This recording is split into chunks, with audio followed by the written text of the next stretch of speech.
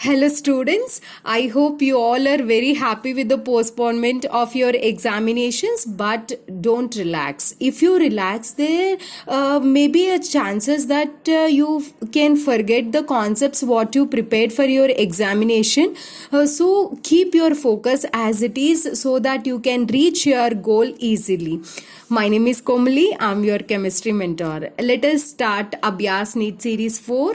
Question: a metal crystallizes in BCC lattice. So the structure of the metal is BCC and the fraction of the edge length not covered. The fraction of edge length not covered by the atom. We all know that here BCC, in case of BCC, atoms are present at the corners as well as a body center.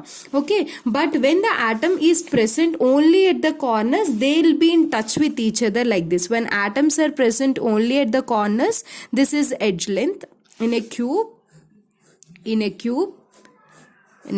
this is a cube. When atoms are present at the corners, only at the corners, these two atoms what you are showing in the form of a lattice points, these are in touch with each other. But when an atom is present at the body center, due to the presence of this atom, they won't be in touch with each other like this. Some space will be present between these atoms, so that we need to calculate how much fraction of that edge length is not covered by the atom. That is the meaning of the question.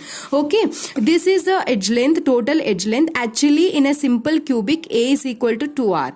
But in case of BCC and FCC, edge length is not equal to 2r because they are not in touch with each other. So some space from here to here r, from here to here r. That's why total edge length equal to 2r.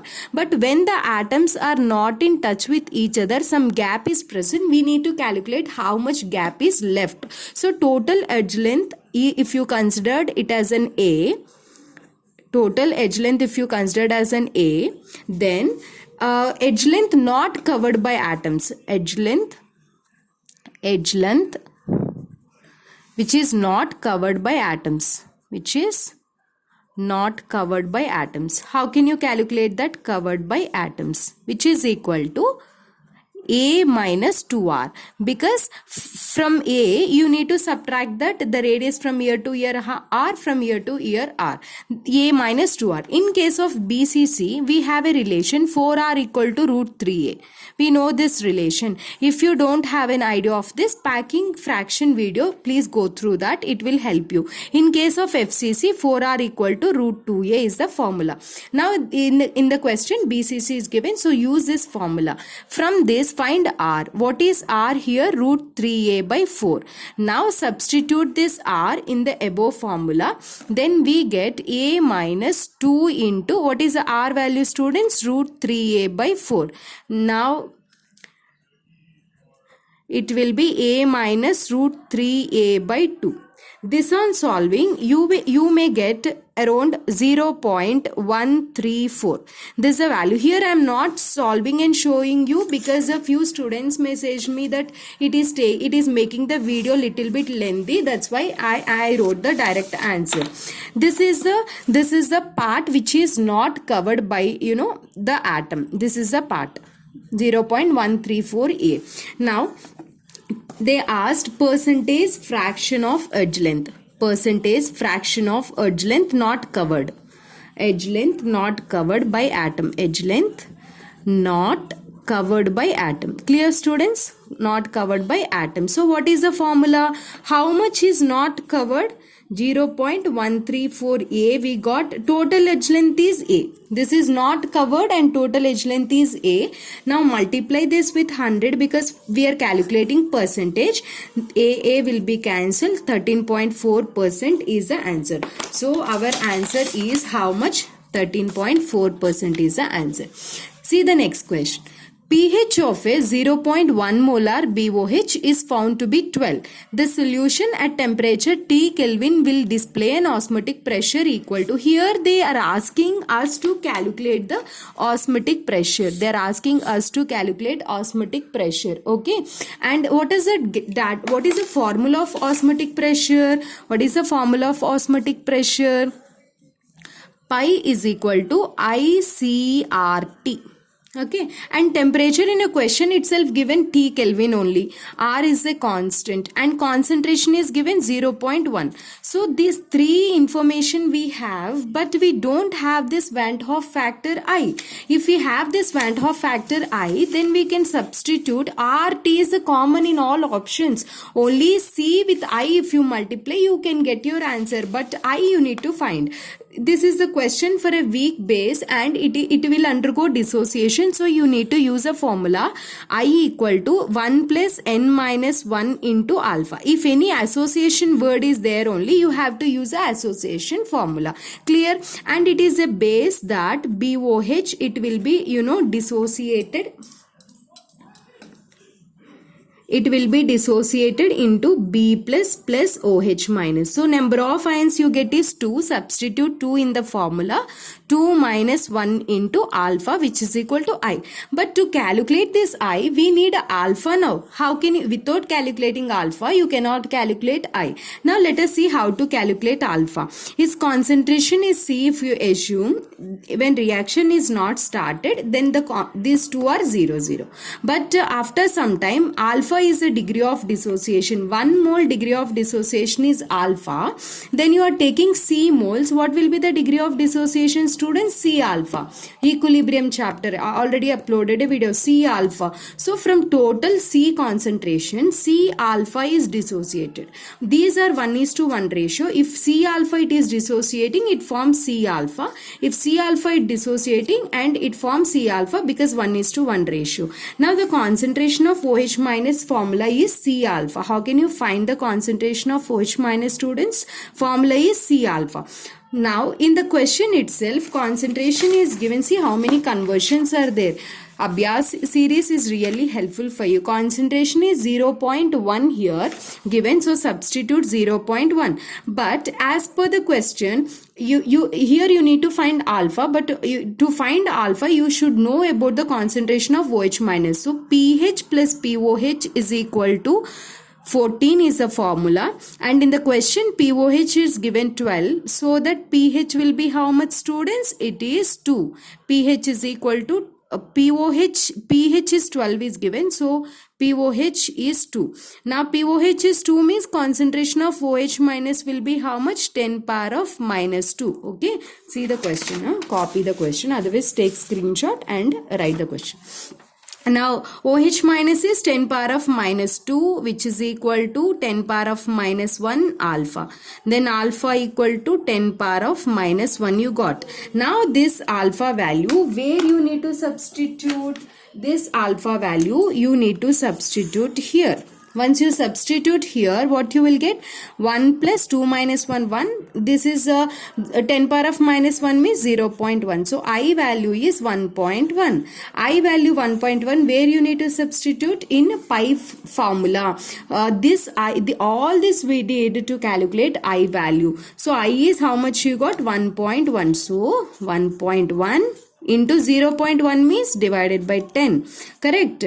Into RT. So your answer will be 0.11 RT. This is which option, students? See here, this is option C. Clear? Clear. Next question. The standard reduction potential. It is taking some time for me. I cannot do the video in less than 10 or 15 minutes because the more concept I talk to you, then only you can solve the more number of questions. Okay. The standard reduction potentials of these three are given. Now you need to calculate which is the correct order of E0 cell. So these are the three cells which is given for you. By using these three data, you have to calculate E0 cell. Once read the question. The standard reduction potentials of three cells is given and their values also given. What is the simple trick as we discussed in previous videos? A, B, C trick. What is A, B, C trick? A for anode, B for bridge, C for cathode. Okay, now let us see the formula.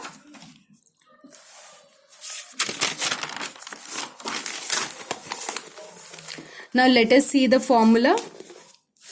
to find the standard EMF of the cell. Standard electrode potential is equal to standard E naught of cathode minus standard reduction potential of cathode minus standard reduction potential of anode. This is the formula.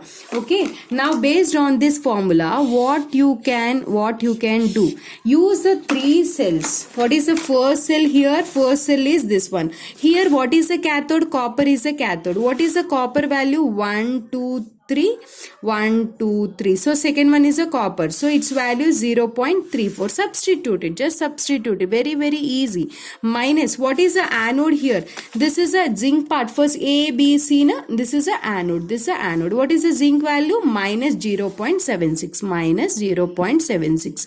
Add these two, 0.34 plus 0.76, then 0 10 11, 1.10 volt. This is the first case. In the second case, this is the anode, this is the bridge, this is the cathode. So silver is the value, cathode value, you need to take third value, silver value. So it is first, this is for first cell, and for second cell, E naught cell is how much, students? 0.8 minus, and what is the anode here? Zinc is the anode, so minus 0.76. Then it is 8 plus 0.76, then it is 6 15 1, yes, 1.56 volt.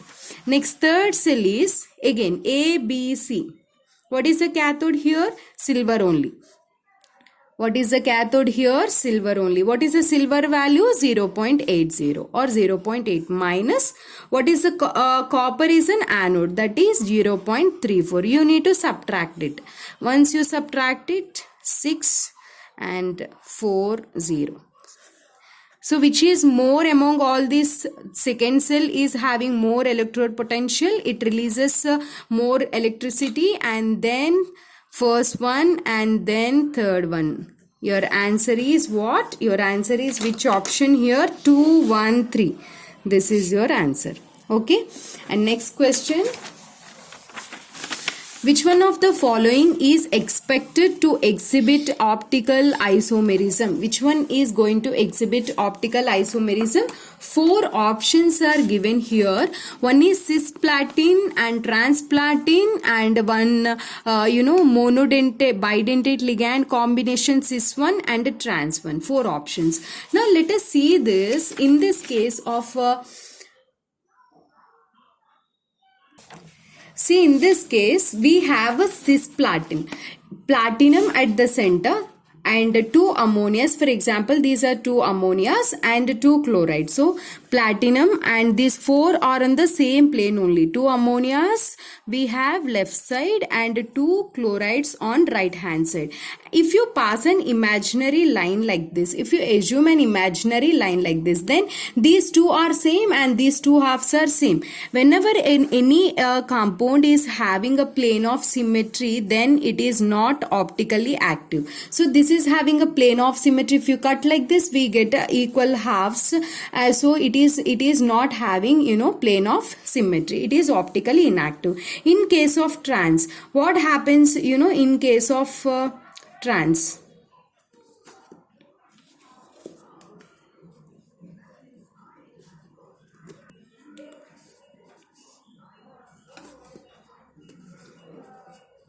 Yes, see here, if this is a trans, 2 chlorides are opposite and 2 ammonias are opposite to each other. Now just imagine a line which is passing through the molecule like this. Then we get 2 equal halves, or like this 2 equal halves. So in this case of trans compound also, it is optically inactive because it is also having plane of symmetry. It is optically inactive. But now assume a complex where 2 structure is like this. We have structure like this.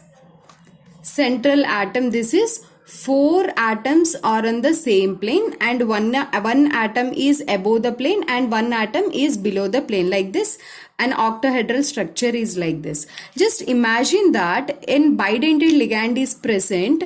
In the case of trans, one bidentate actually like this, it is coordinated like this, and another bidentate coordinated like this, and here one chlorine, here one chlorine. So are you imagining, students, here one chlorine here, one chlorine here, so the line passing like this, the line passing like this, and here one bidentate, so you will get it is having a plane of symmetry. But in case of cis, then it is not like that. Two chlorines are here and here, two chlorines are here and here, and one ethylene diamine like this, and another ethylene amine from here to down. Okay, and in that case there is no plane of symmetry. So cobalt, these, if two chlorines, one is above the plane, another one is below the plane, and here two ethylene diamines are on the same plane, then it is not it is having a plane of symmetry.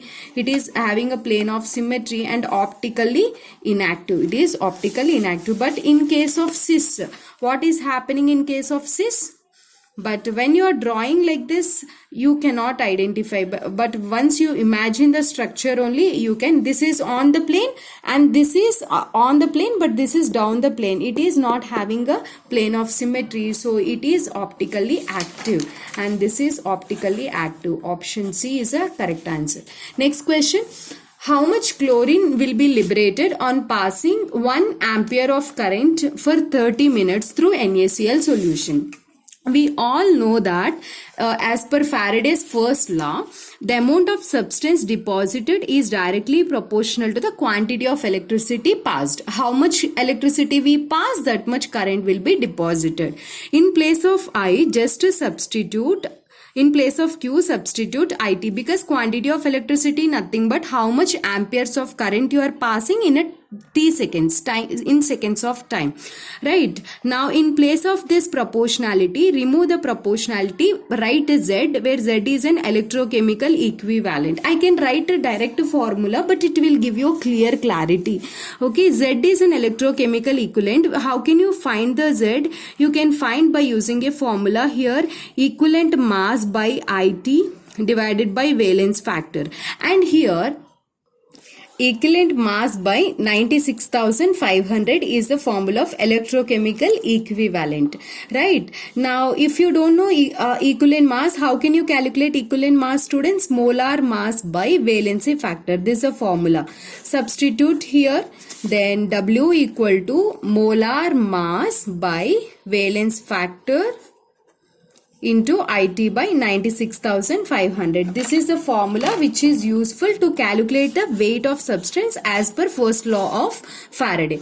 In this, molar mass of chlorine is 35.5 and 1 chlorine, and I is 1 ampere given in a question, and time is 30 minutes. So convert into seconds, because always I should be in amperes and time should be in seconds. So multiply with the 60, and coming to the valence factor, NaCl will be dissociated as Na plus and Cl minus. So Cl minus at anode, it loses that electron and it will be converted in, it releases chlorine gas. It converts itself into chlorine and only 1 chlorine, so I put half. And here what is the valence factor? Number of electron changes here 1 electron, so valence factor I put here 1. Then W equal to, here already substitute valence factor 1 and into 96,500. This upon solving you will get 0.66 gram. This is your answer. Next question. The heat of dissociation of benzene is, here benzene is dissociated. Heat of dissociation of benzene is this much. To convert the benzene into gaseous atom, you need to give this much amount of energy. So this is the experimental value. But when you see the structure theoretically, we write the structure like this. In case of benzene, we write the structure like this. For this is for writing. I'm showing hydrogens here. This is a theoretical structure. So this is one of the resonating structure, but actually hybrid structure we write like this. This is a hybrid structure. So this is a resonance hybrid, this is the resonating structure. Experimentally, to convert actually the benzene into the atoms, we need to give this much amount of energy as per the question, 5335 kilojoules per mole. This much amount of energy we need to give. So if you calculate theoretically by using the bond enthalpies given, how many double bonds are there, students? Here 3 C double bonds are there, 1 2 3. And how many single bonds are there? 1 2 3. 3 CC bonds are there, and plus how many CH bonds are there? 1 2 3 4 5 6.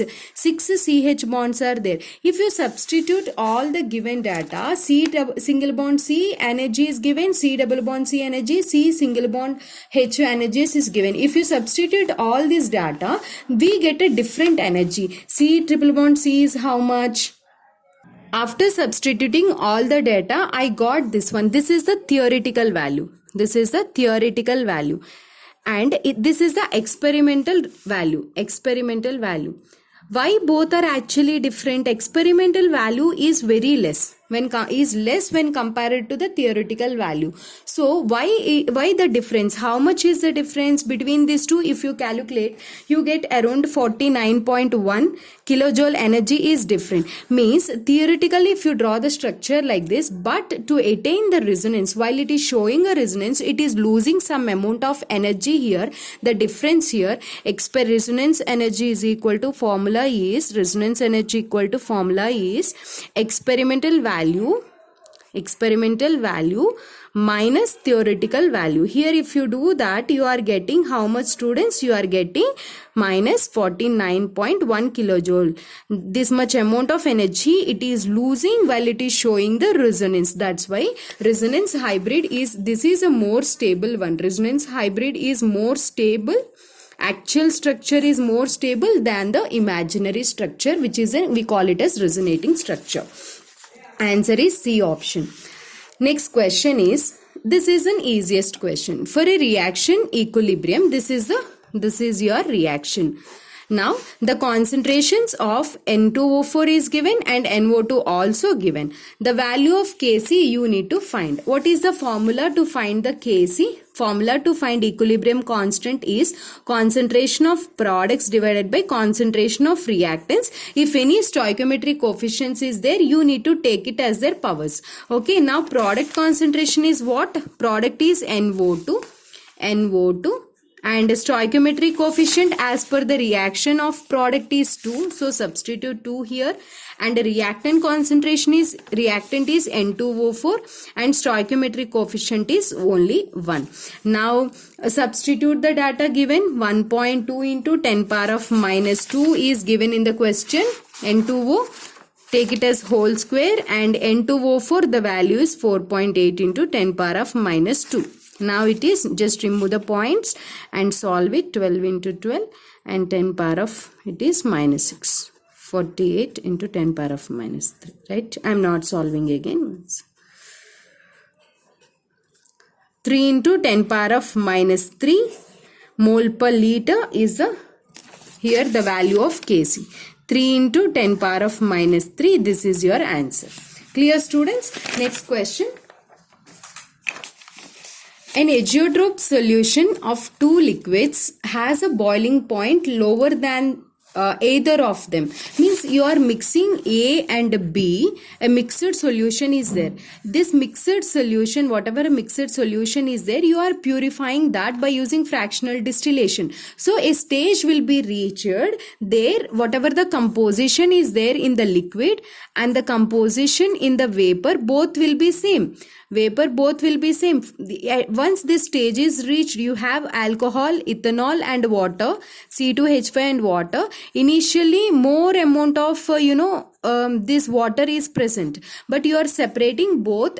Finally a stage is reached, 90% of alcohol, 10% water is there, that's it. You came to this stage, you removed so much of water, but once this stage is reached, still if you heat also, you are getting 90% of ethanol in the vapor also, and 10% of water in vapor, so that there is no difference here and here. And at this stage both the liquids, if you heat it, boils at a same temperature, constant temperature, you cannot separate them anymore. Those solutions are called as azeotropic solutions, azeotropes we say. And once these azeotropes are formed, separation is not possible. Now the question is, when it shows a lower boiling point, when it shows a positive deviation, when it shows a positive deviation from Raoult's law, students, for example A2 you are mixing with a B2, then it forms a 2 moles of AB.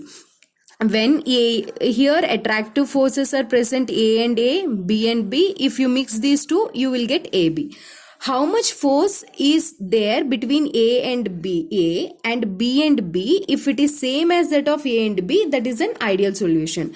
But when the force of attractions here A and B are strong, and here the force of attraction between A and B are weak. So what happens is, when the product is formed, this will convert into vapor very easily, because the force of attractions are very weak. When it converts into vapor very easily, if you draw the graph here, you will get, the curve like this. This is it is showing the positive deviation, we say in an Raoult's law, ideal non-ideal cases. So the solutions which shows these deviations, which shows a positive deviation, it boils at low temperature. Why? Because the force of attraction between it is very weak, so it converts into vapor very easily, so no need to boil it more. So the solution shows a positive deviation from Raoult's law, usually boils at less temperature than when it is present in its pure state.